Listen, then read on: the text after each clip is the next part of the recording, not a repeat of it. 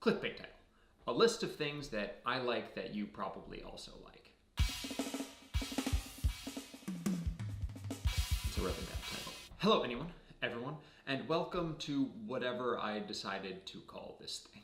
My name is kubas-meyer, and today I wanted to talk about some things that I didn't have enough to say about to fully review this October, but really wanted to at least briefly consider in some kind of critical capacity.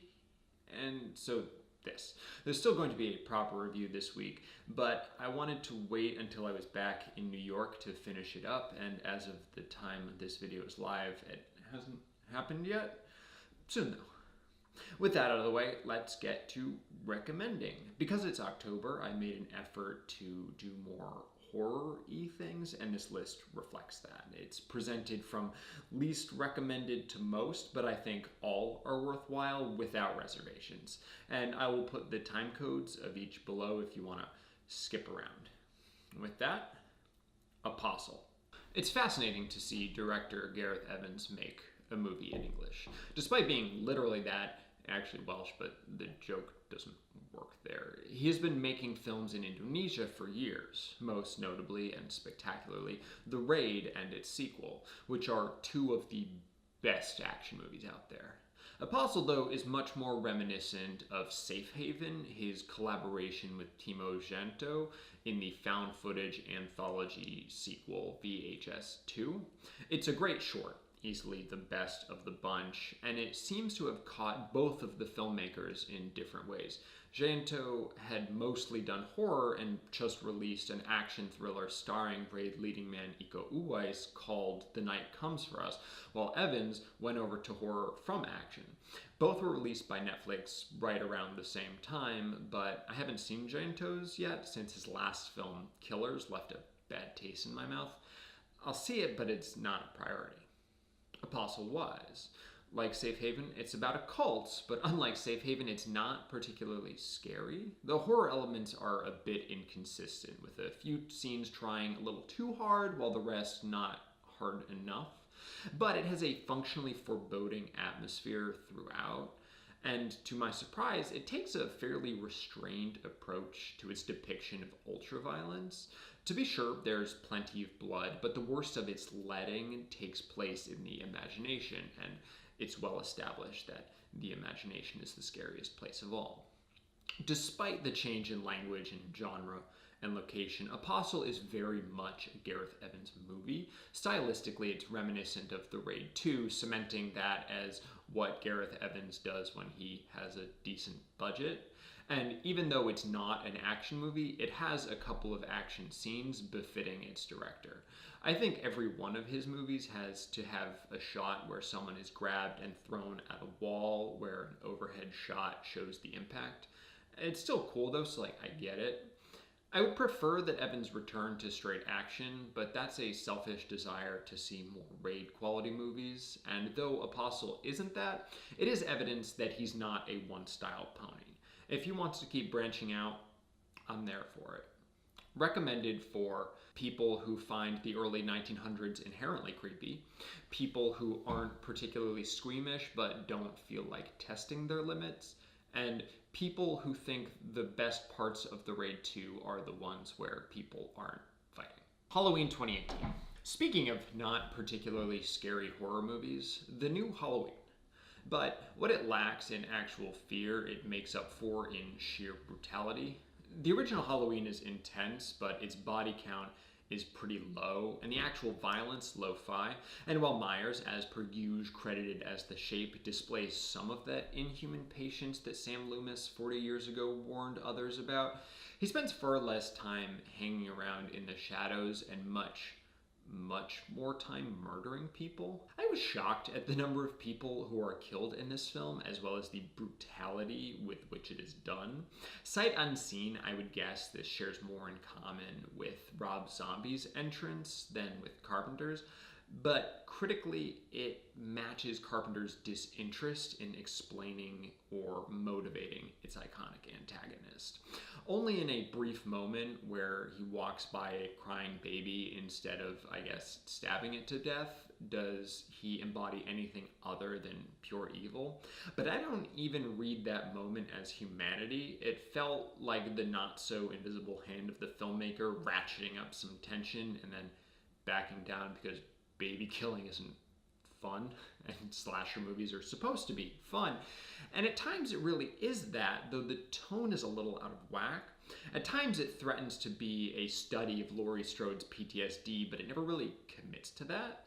At other times it's more like a comedy. Each works on its own, with the violence being the glue that binds it all together, but the two great tastes don't really taste great together. But the boogeyman is back to reclaim his name from John Wick, and I think Halloween 2018 goes a long way towards doing that. Recommended for people who like large body counts, people who don't like it when horror movies are actually scary, and people who think Darth Vader's best feature is his breathing. My Hero Academia Season 3. And now for something completely different. I used to be really into manga and anime, and though they're no longer my go-to forms of entertainment, I do like to fall back into them every so often. Following everyone else, a colleague suggested I check out My Hero Academia at the time in the middle of its second season. And it's one of the few shows that I have tried to keep up with on a weekly basis as opposed to binging all of after the fact. The show's always felt to me like a more serious prequel to One Punch Man, because we know from the outset that Izuku Midoriya is going to become the greatest hero in the world because his older sounding self tells us so. And so at some point in the series, it must either become about or end with the most powerful person, i.e. Saitama, but without the boredom. Outside of the cool scenes of punching, kicking, and using superpowers, I think the show is at its most compelling when it leaves the school to go out and see how everyone else is doing. The anime teen drama is a bit much for my taste, likely more tolerable in the manga, where it isn't slowed down by people actually saying words out loud and the overlong moments meant to extend the runtime. Also, the sexualization of girls is both uncomfortable and difficult to avoid in Japanese animation, but I find the prospect of a world where everyone is powered in some way fascinating, and Season 3 has expanded to show much more of the world, or Japan anyway, than the first two seasons did. Learning more about the strictly regimented hero structure has been particularly interesting, and the deference by them to a more typical, not superpowered police force speaks to an understanding of the limitation of superheroism that you don't typically see in stories like these. Recommended for people who wish they had superpowers, people who find angsty teen drama more compelling than I do, and people who want to get invested in a show that will likely be around for a very, very long time. Hold the Dark. Hold the Dark director Jeremy Saulnier won't accept my Facebook friend request despite our 8 mutual friends, but I will not hold that against his latest, though perhaps not greatest film. Hold the Dark is the movie that Taylor Sheridan's Wind River couldn't be, but really wishes it was. After the immense jump in quality between Murder Party and Blue Ruin, Saulnier has been on a roll with his explorations of human darkness, and Hold the Dark is him at his most opaque, with a story that answers precisely none of the questions you may have asked, because sometimes there just aren't any answers to be found. Despite being set in the wilderness of Alaska, Hold the Dark feels just as cramped as its 3 predecessors. Though the distance characters have to travel in each film has been expanding, the actual drama typically plays out in the same kind of confined areas. And what plays out here is vicious. Blue Ruin and Green Room have moments of sickening ultraviolence, but Hold the Dark has many more. But the violence is matter of fact, not thrown into your face. The horror is not played up, but left to play out. And as with his past few movies, it's incredible. I haven't seen every movie Netflix has slapped its name on, yet I am nonetheless confident that this is the best, in the same way I was confident in March of 2016 that Green Room would be the best movie I saw that year. I was right then. I'm sure I'm right now. Recommended for nihilists, people who like objectively good things, and people who are okay with watching a guy lose half of his face to a machine gun bullet. Ice Nine Kills, Silver Scream. Ice Nine Kills, a band whose name tells you pretty much everything you need to know about them, is a band that has shown up on my Spotify Discover Weekly playlist with some regularity for the past few years, and I've always enjoyed what I listened to, but never considered myself into them. That was until Stabbing in the Dark showed up in my release radar a few weeks ago. Stabbing in the Dark, a song inspired by the 1978 Halloween, and with the chorus, "When the hands of fate fall on the midnight hour, behind this mask of hate, that's on the devil's power. There's life in the shadow, let the life leave its mark." I didn't know it was about Halloween at first, but it certainly seemed inspired by horror films, and I loved it. I immediately went to the whole album, The Silver Scream, so named because each of the 13 tracks takes inspiration from a horror or horror-like film, opening with Freddy Krueger's The American Nightmare and finishing with Pennywise in It Is the End, with songs inspired by Jaws, Edward Scissorhands, The Shining, and more in between. My two favorites, Stabbing in the Dark, Halloween, and The Jig Is Up, Saw, are two of my favorite songs of the year, and ones I have spent a lot of time listening to on repeat in the last couple of weeks.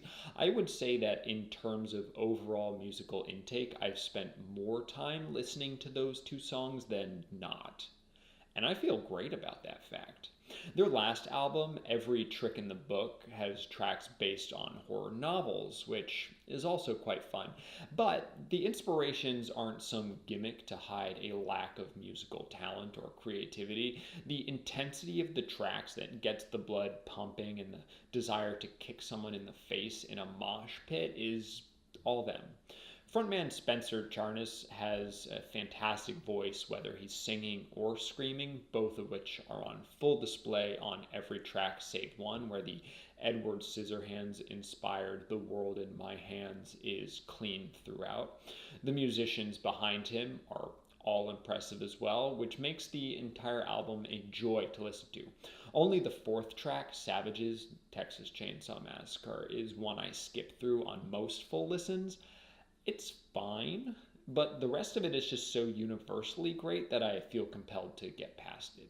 I'll be seeing Ice Nine Kills perform in November, and I'm very excited. Recommended for people who like metal, people who like horror movies, and people who like the weird looks that they get when recommending bands with the word kill in the name. Thank you so much for watching. If you enjoyed this video, that's great. If you didn't, I'm sorry. I hope to see you in the next one, which will be this week.